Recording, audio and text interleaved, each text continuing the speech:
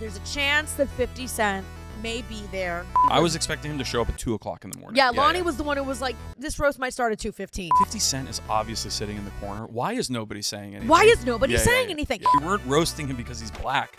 We're roasting him because he's a monster. Women. And I think it's way worse to book based on token booking. Sure. Oh, we need a girl, so just get a girl. Yeah. Oh, we need a black guy. Get a black guy. Like this is a fucking real production that ended up in the Miami Herald. TMZ covered it. Complex. It was a huge fucking deal. Yeah. And it needed to be the best it could possibly be. Yeah. Size though, because this would definitely give me a yeast infection. I hate going to the gym and I can't stand being set up. It feels like I just had a one-night stand and I'm like, where's his bed sheet? Oh, all right, I wanted to debrief because about 2 weeks ago now, maybe a little over 2 weeks, Saturday, June 8th, 2024, at Casa Tiki, we threw a roast of P.Diddy, and 50 Cent was in attendance. And then TMZ and all of global media covered it and got involved, and we raised a lot of money. And I think everybody here on these inflatable couches and everybody involved can agree that it was a fucking crazy, chaotic process. And a lot of new things that even I, in all of my years of working in this business, are producing, even I wasn't privy to. Things that I didn't think to look out for or whatnot. Lonnie Cox is here. Hello. One of the participating comics and writers. He closed us out. Fucking crushed. Thank you. Crushed. Thank you. Not only incredibly funny, but had a really authentic, heartfelt moment with 50. Yes. Because you're a huge 50 fan. Huge 50 fan. And, you know, when I've been telling the story a lot, obviously. Yeah. Oh, me too. And the way I always tell the story is like 30 seconds before I go on stage, you show me the text that's like, no mention in all caps of 50, direct from 50's people. And I think I had 4 Diddy jokes and 12 50 Cent jokes. So it was my whole set. That was just like, but when I was up there, I was like, because I got through my Diddy stuff and I'm like, okay, this is the moment of like, I got to get on and with in my mind, I was like, who on the planet would respect not following rules more than 50 Cent? More than also like any rapper. Yeah. I feel in general would be like, fuck those rules. But I also knew that like I had to play it very specifically. Like I could easily overdo it. Yeah. So I tried to do it very nuanced. I'm very good at that. When my brother graduated from high school, they made this big announcement. They were like, don't applaud after your graduate. So it was at the Arch Center, right? And when they called my brother's name, I just very loudly went, I cleared my throat. I was like, through the whole thing. And then the whole room started laughing. Yeah. And the superintendent went to my brother and he was like, whoever just did that is the most creative way of doing that I've ever seen. Yeah. No, you played it so well that night. You were like, this is very hard because he's in the room. Yes. And he's here and we all know it. And we're not. So for those listening, celebrities, things with celebrities are complicated, and Lonnie can attest to this. That there's just a lot of what can and can't be mentioned, and obviously this is some pretty intense rap beef between the two of them. Even more intense allegations and shitty behavior on Diddy's part. So in order for 50 to be there and his team to be happy, and this to look correctly and us to pull off what we intended to do, which was a great comedy show for charity. There were certain things like you can mention him, but not really. You can't have Diddy on the screen, but his thing of like not him saying, which I think it felt genuine, like he didn't want the event to become about him. Yes. Which I really respected that angle of it. And then I also thought of just like, imagine the clubs and things that he's been to in his 20 plus year career of what's happened when people have become aware that he's in a room. Sure. That he gets swarmed and could probably like literally start riots. Yeah. Through just being in a space. Yeah. Yeah, and derails everybody else's evening. Yeah. One of the things that really stuck out to me that only reaffirmed how much I love him as a celebrity in person is, I think he said it to you. He didn't say it to me, but he said it to you and one of the other comics, like you guys did great, and also like I'm aware of how much of a high pressure situation this is. Like he was aware of his own celebrity, and that was so cool. Like he was like, you guys must be under So much pressure. I think- Like, I'm trying to remember exactly what he said. It was right before he left. And he said something like, when we were taking the picture, he said something along the lines of like, I really respect you guys because all of the pressure of people enjoying themselves is on you. Like, people's enjoyment is totally your responsibility. Yeah. Which comes from just like being a performer himself. Yeah. Understanding, because he has his music to entertain people, which people already know when they're there. Yeah. You know, when they go to see him, they know what they're getting. And a comedian, it's just you and yourself, and exactly. that's it. Yeah, so that makes it even cooler. Like, Yes. it even was less about his celebrity and just like, I respect your craft. The art. Yeah, it was very cool. Yeah, and I think the way it came off, and he felt like he knew like this was a big deal for us, and that we all worked really hard on it, and you know, it's and we tangibly felt when he was in the room too. Like, it was a weird crowd. I think we were discussing it when we were on stage. Yeah. We knew these jokes work. We all had tried them in the weeks that followed. We all wrote together, workshop together. Which was very fun. I loved that, by the way. Me too. That whole Such a probably maybe one of my. I mean, my favorite part was 50 Cent saying I'm cool. Yeah. But the second favorite part part. was like feeling like you're it was an actual writing staff. Yeah. It was an actual production. Yeah. That we got to be a part of, which is we don't get to do that very often down here. No, we don't. And I mean, everybody's very in their own lane Yeah. here in Miami comedy, and not a lot of people write jokes, which also made casting this, from my perspective, very challenging, because I was like, okay, first off, once we knew that he was going to make an appearance, or probably going to make an appearance, the stakes were obviously much higher. And it's a roast. So I immediately went to the comedians that I knew down here that were very funny and also could write, you know? So, and we don't write together enough, and we don't get to work on things like this, especially not being in New York or in LA. Right. So it was kind of cool it felt like like it was like a real televised roast. And then look what it became. It became a real thing. It became a real thing because we treated it like a real thing. Yeah, you we took it seriously. You took it seriously. It was you. Thank you. You're welcome. Thank you. So to walk it back, for those who are wondering, because I keep getting a lot of questions, I'm sure you do too. The Diddy allegations, triggering, disgusting. As someone who survived that stuff, was weird for me to rehash and process. Sure. More even triggering was watching other people weirdly side with him or still like and share his shit. Yeah. And I was like, you don't know this man. He's a celebrity. He doesn't owe you anything. Like, why? What do you win by being on a clear abuser's side? Yeah, he's also not going to like see your Instagram comment and then like take you to Barbados with him. But like, there are comedians down here who think that will happen. There's plenty. I mean, it's funny because like I remember, I mean, with 50 Cent, like when I was in high school, like rap beef, I always was very like political with it. Like I would be angry at people that like took Ja Rule's side. Yeah. And I'd be like, what are you, what?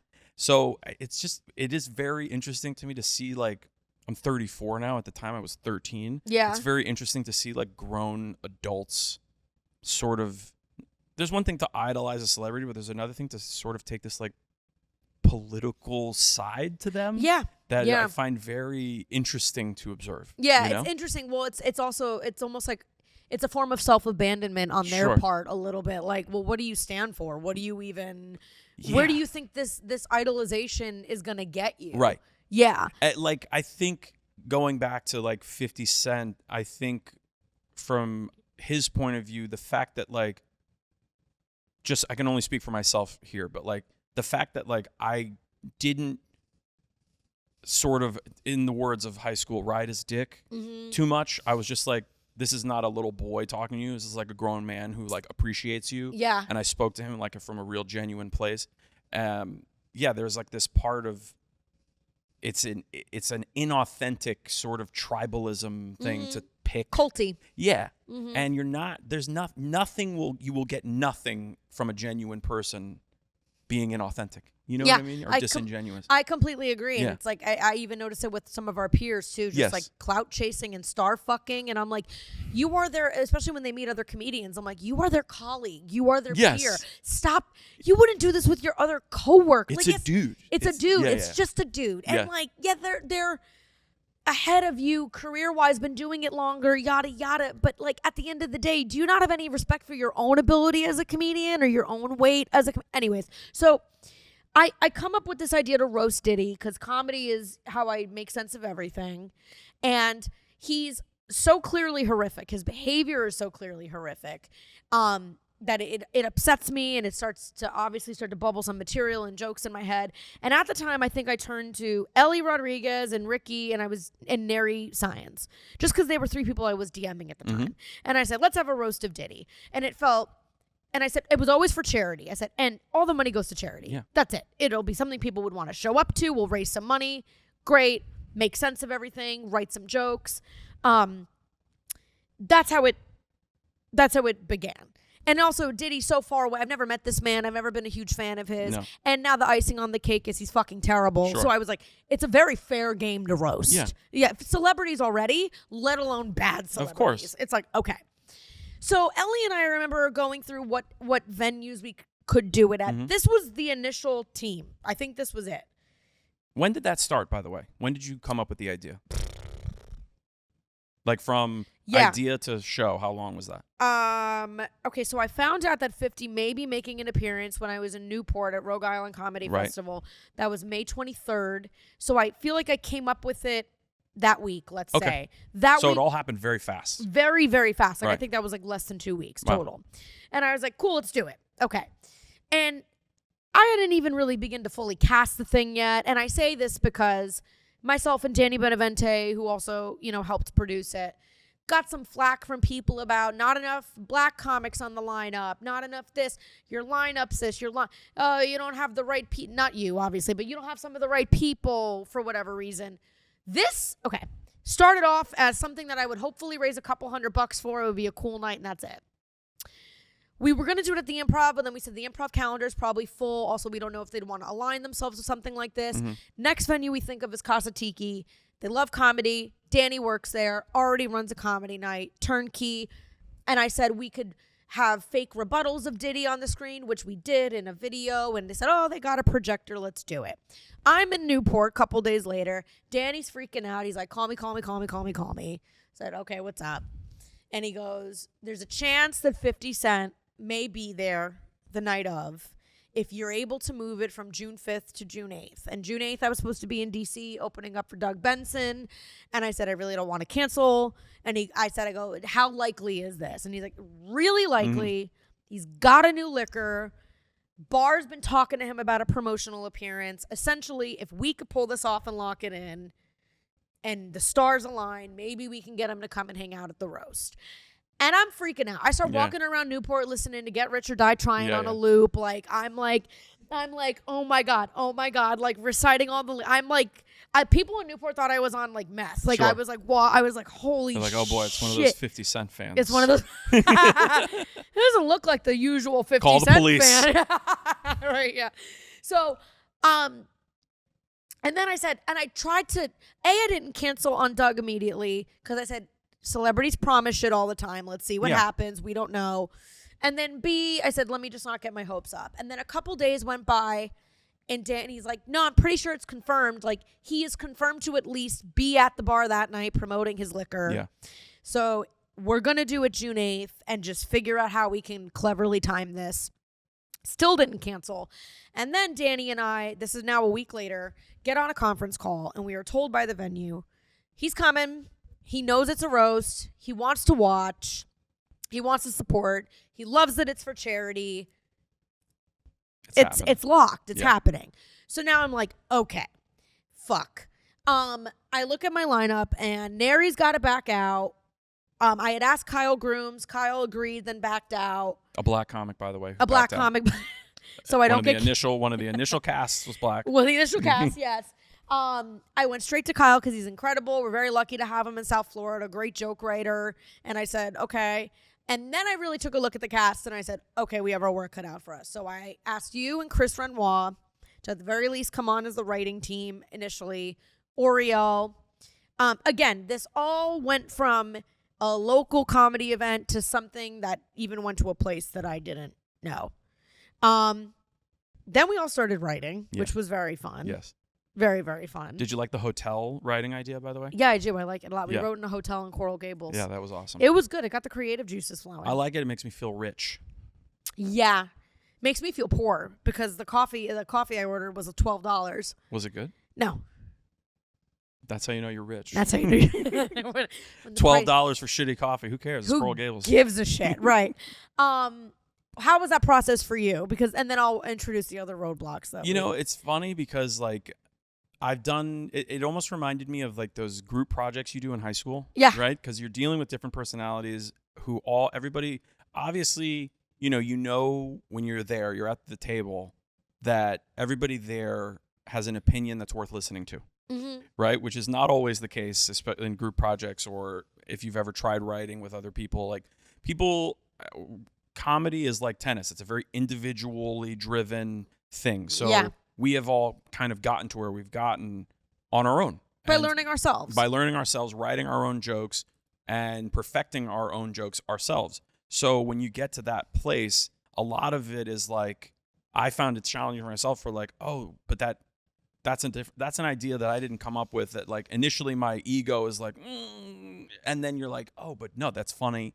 So let's do it. So I think getting past that part of it, and then it just starts to pick up. You pick up steam, and then eventually it just came from like all of us just sort of brainstorming, showing what we had already written before we got there, to sort of organizing things into a cohesive show. Yeah. Which I think was a great idea. Splitting it up kind of by topic. Yes. Was great. Because we didn't want it to be redundant. Which it was, right? We had all, when we got there, we had all kind of written many versions of the same joke. Yes. Right? Yeah. And then I think it's also a growth process. For me, not everybody was on board for. Obviously, you were, and I think, Ricky Cruz, who's a vet in the game and is still like very open to feedback and admits when he bombs, and that's what makes him so great. And Oriel as well. I've actually been on a writing team with Oriel before for a different thing years ago.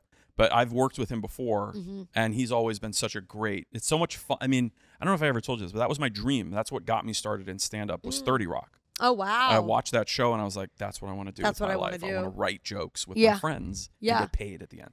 It's a dream job. To do that was amazing. Yeah. Right? And it's like any group. You have to figure out the dynamics. Yeah, and you also have to be willing to throw your jokes away, too. Yeah. Because what I really appreciated was the selflessness of the group. We really worked like professional comedians and writers, and it was like, I don't, everybody was like, not to that joke, and then you just kind of couldn't get your feelings. I think you were really good about that. Ricky was too. Like, I had asked to see everybody's jokes in advance, not as a this is funny or this is not almighty thing, but just as a like, we're doing a lot of this. Yeah, to make sure it wasn't as redundant. Redundant. And that's why I think splitting it up by topic was such a great idea. And also our subject was such a great subject because we had, I don't know, pedophilia, rape allegations, sex trafficking, white parties, rumors, music. It was great. Maybe people don't like his music. Is he gay or not? Right. Domestic abuse. So everybody just kind of took a hue, if you will. And then, constantly writing. And then obviously once we learned that 50 Cent was indeed going to be there, it raised the stakes. So now it's like, okay, now we have a week to make this look presentable.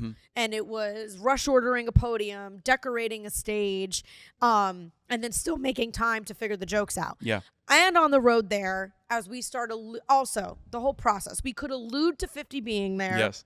But we couldn't say he was there, but we could allude to him being there, but don't say he's there, but heavily allude to him being there.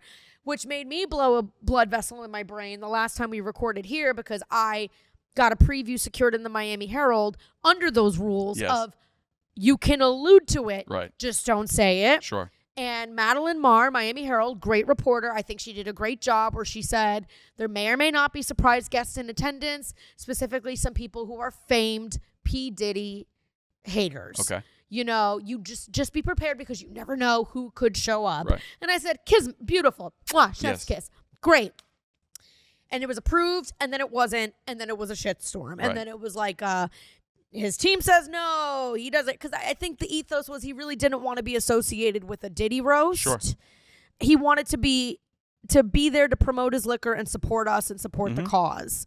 Then I heard a murmur that night from someone from his team of, one of the many members that every celebrity travels with. Oh, we didn't know the whole thing was about Diddy. Yeah.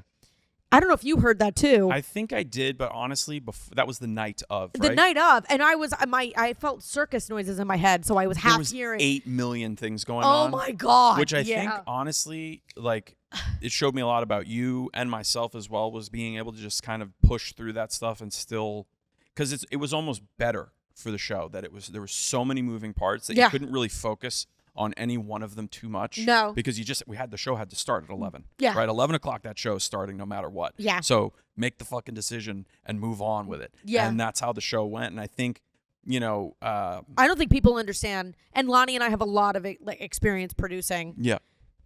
This was the most stressful. Oh, I could tell. I was so happy to just be a comic on that show. Yeah. I was like, thank God I don't have to make a fucking decision. I just got to do my jokes and get the fuck out of here. I malfunctioned at one point because last minute we had a whole plan in place.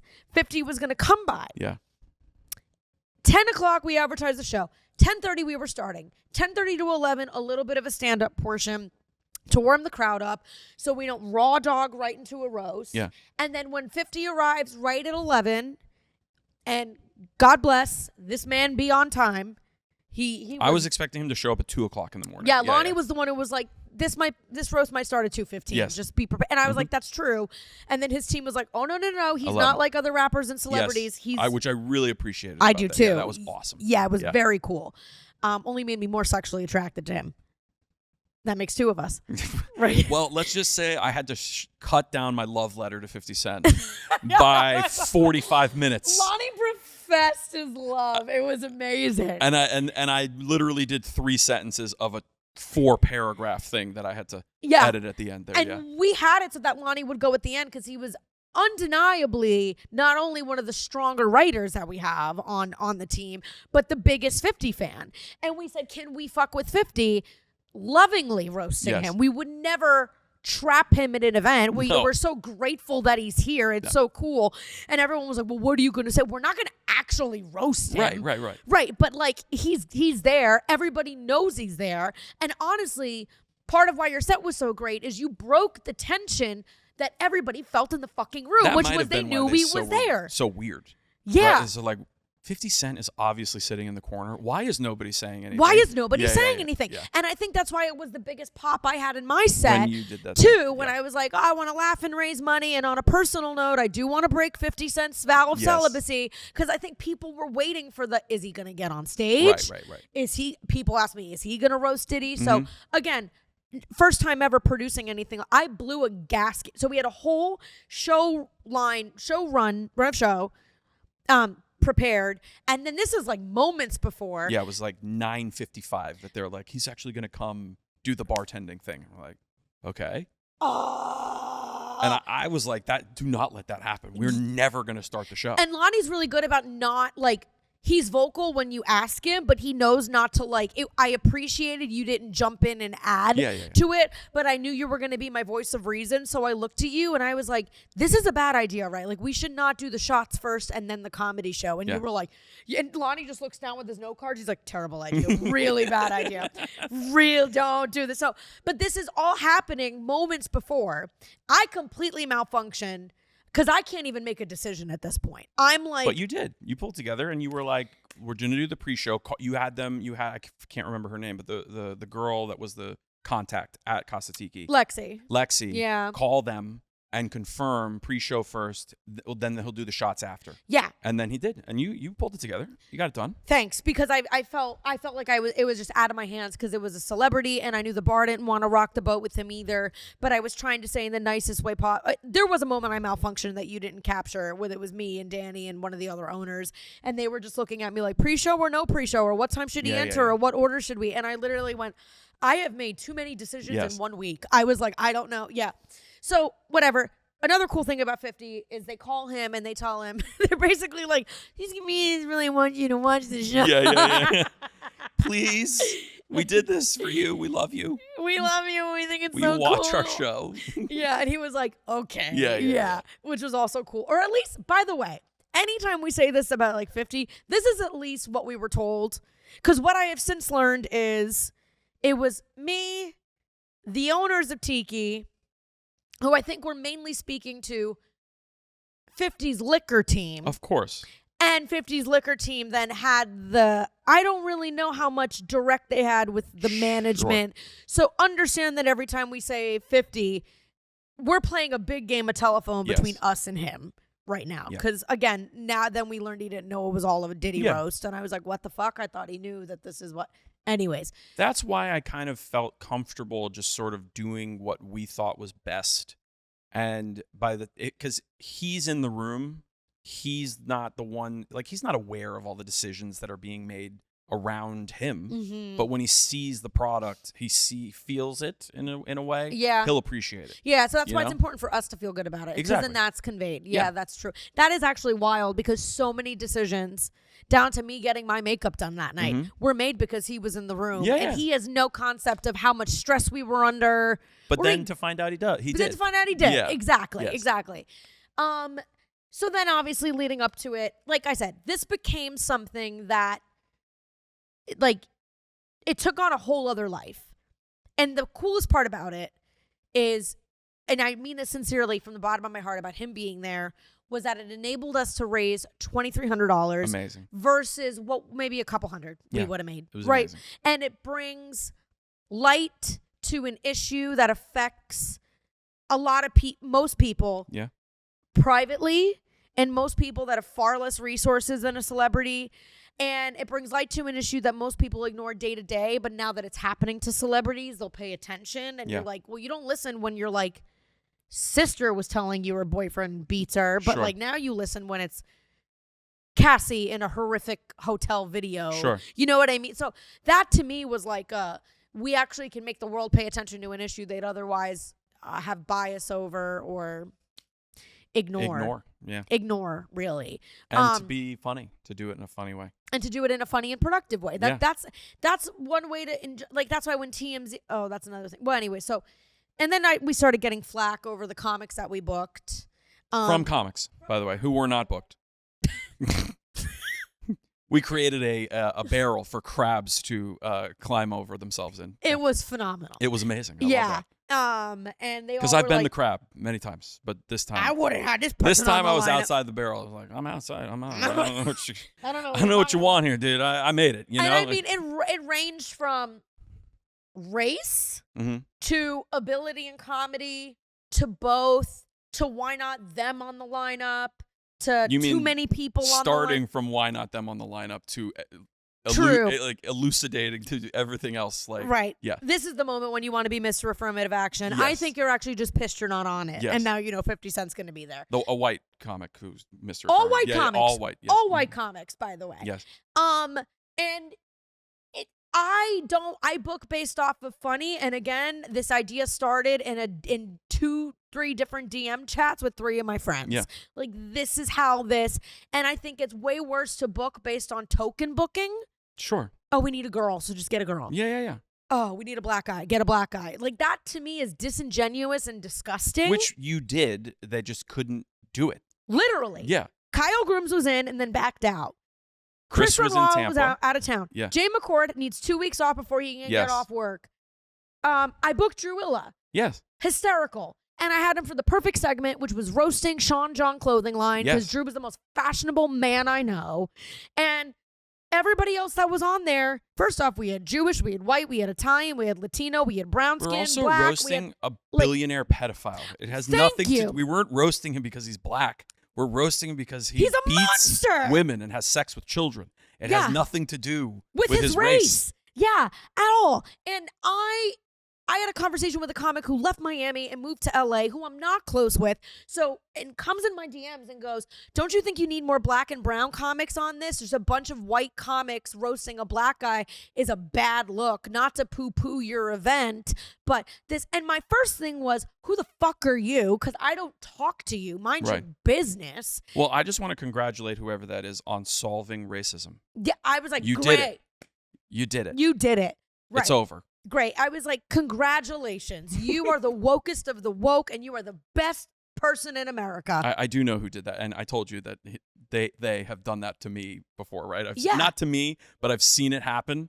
Yeah. They they told a Hispanic comic who says the N-word not to say the N-word in front of other black comics, Mm-hmm. and I told them, I was like, that's not your thing to say. Yeah, you can't say that. Let Correct. I think black guys can talk for themselves, like Yeah. if they feel like they need to. But yeah, it was. Oh, you mean like this guy got involved? He told virtue another signaling comic who is part of his lexicon. Like when he says the N-word, you don't even register that he's not black. He's Hispanic, but he's clearly grown up around black people his whole life. There were two, including Jay McCord. Jay McCord was there, and Rudy Wilson was there. All sitting in a circle talking. All black comics. Black comics. Yeah. We're all there who are dear friends with the Hispanic comic who's saying the N-word, and this person is like, you shouldn't say that. You sound like an idiot. If the black guys aren't upset, then that's I what think I said. that's I was what. Like, I don't know if that's your thing to like step in here. And, correct. Yeah. Well, even bigger than that, it's just the assumptions from the outside of how the lineup was made that I didn't put thought into who I booked. Again, not even just on race, just on comedic ability, that I don't know what I'm doing, that it should be run this way. You shouldn't roast that. I had everybody, so many cooks trying to barrel their way into the kitchen. And in this particular comics instance, my first thought was, who the fuck are you? Yeah. That was number one. Because I was like, I don't even talk to you. Yeah. Yeah. Number two, I go, thanks for the attempt at checking me. Yes. But I've been producing for years. I think of just about everything. Why would you know what you're doing, Brittany? I know. Why would you know? I'm just one what big dumb bitch. What comedy festivals and shows have you produced? What movies have you been in? What the fuck are you? Like, I'm brand new to this game. Yeah. I've also booked just about every comic at least once in South Florida, ranging in race, sexuality, gender, age. This is not the thing that people don't want to understand is that like this was not a fucking bar show that you're doing like a bucket mic. This is a fucking real production that ended up in the Miami Herald. TMZ covered it. Complex. It was a huge fucking deal. Yeah. And it needed to be the best it could possibly be. Yeah, it Bottom did. fucking line. And that was it. That's it. And that was really it. And to be honest, it was like I was caught in a catch-22 because I was like, I'm not going to unbook anybody that I initially brainstormed this idea with. Right. I can't make certain people be in town or take off work if they can't. I'm also straight up not going to book somebody just to book somebody for an affirmative action thing. That's worse. Yeah. For any reason. The show was to give money to charity, not be a charity to comics. Correct. Yeah. Yeah. So I said that, and then I also said like this isn't about this affects everybody. Of course. Across the lines. And I was like, also before you just climb into my DMs, I was like, we reached out to every comic that we wanted on this show. And if they're not here, it's because they couldn't make it or they backed out. Also, I just thought of this now. Are you defending Diddy? Oh, well. Is that what's like, if you think about it, what side of the thing are you on here? Right? Like, if you really break it down into its bare bones. Yeah. What side of the thing are you on? So this is and I'm going to probably regret putting this in the podcast, but I'm very transparent. That's what I'm here for. Go for it. I spoke to a comic about this roast and their involvement in it, thoughts on it, various things. And their response was, I don't want to kick a man while he's down. And on that note, are we almost at time? Okay, so, and again, just to put a button on this and wrap this up, it was jarring for me because if you strip everything away, that is a sentence that sides with the abuser. Yes, of course. It empathizes with the repercussions that he's experiencing rightfully for his behavior. There is evidence of what he's done. And then I brought this up to, again, a white friend of mine, a girl, and I said it just didn't sit well for me because I had people side with my ex, who, by the way, was a white man, and I sent his ass to jail. Good for you. Okay. And got a restraining order. Helped him lose his custody battle. It's a good thing that you're white and you did that to a white person because otherwise it would be racist. That's what I'm saying. How dare I fuck my own team from the inside? I mean, I'm a traitor. Am I right? And she goes, well, Brittany, the U.S. government and the judicial system is very harsh on black men and they get wrongly convicted. All I said, thank you. Like I didn't fucking know that. Like, I know that. That is not this. She did it. She solved the injustice with black people in the criminal justice system. You did it. What a fucking idiot. I know you're never going to see it this way, Brittany. I said, you're right. I'm not. Yeah. Not when it comes to abuse. I'm not. I just am not gonna. Anywho, so lots of hatred from comics leading up to it. And then it explodes. It's just TMZ and a lot of national coverage. I wish we had more than 2 weeks to prepare for it. I don't think so. I think it was perfect. Really. I think. Yeah. I think Diamond's you got under the pressure. South Park method. Yeah. If it was too long, you would have overthought it. You had too much time ahead of time, you would have overthought stuff. It was perfect. It couldn't have gone better. It was kismet. Really. It could not have gone better. Yeah. You're right. You're right. But it was a big lesson and then yes to TMZ, a lot of people asked. How was that, by the way? It was great. I fucking own them. Yeah, I don't know. Yeah. They reached out and I said sure to talking about the roast. And then as I was putting makeup on and getting ready for my Zoom interview, I said, this is TMZ. Yeah. And then TMZ is going to be TMZ. They have to take that angle to squeeze the juice. So out the gate, they go, how are you? These jokes seem like a lot at an event that's apparently supposed to be for charity. And I was like, these jokes seem like a lot at a comedy show, you mean? You know, and you should have showed them my clip. It was like, we're talking about a billionaire pedophile, right? Correct. Who beats the shit out of women and children, right? Like, had rappers murdered. Like, what are we talking about? We're talking about a bad person, right? Yeah. And right before we were air checking for TMZ, they played my jokes back, and I saw one of the anchors hear some of my jokes, and I went for blood. One of the biggest compliments I got was a black man commented in my thread on a clip of one of my jokes and said, "Oh, this white bitch went Eddie Murphy raw." And I was like, that's a roast, baby. Yes. And I saw the one anchor, the white anchor, hear my jokes and go, before the interview starts. And I said, oh, play ball. Yeah. So great opportunity to own them. And just a huge learning. So for everybody, you know, this was a very kismet event. It was always for charity.